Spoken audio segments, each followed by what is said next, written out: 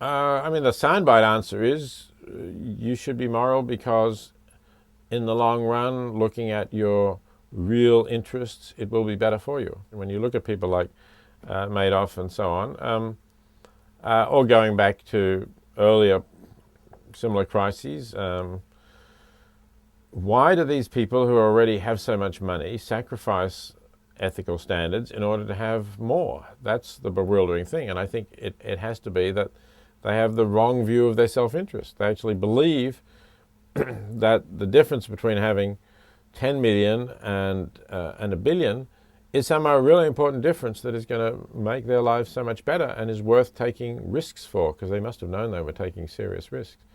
And I think that's a mistake. I don't think there's any evidence that suggests that you're necessarily going to be happier as a billionaire than once you've got 10 million.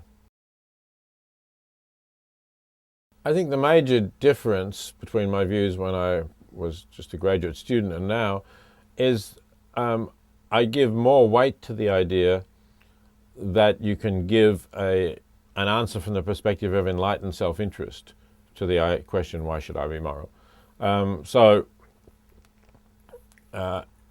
I think it's very often, not always, but it's very often in our interest to have ethical standards and to act in accordance with them. And that's good for us in our relations with others because people respect us because of it and get to know it. It's also good for us in terms of our sense of satisfaction and fulfillment with life.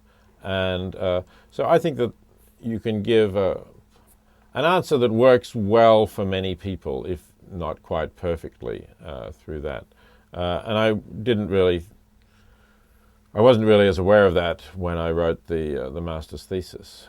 But in the other aspects, the rest of the thesis, I think I would probably still accept. I don't think you can rationally prove an answer for everyone, irrespective of their nature and their preferences, that shows that it's always rational for them to act morally.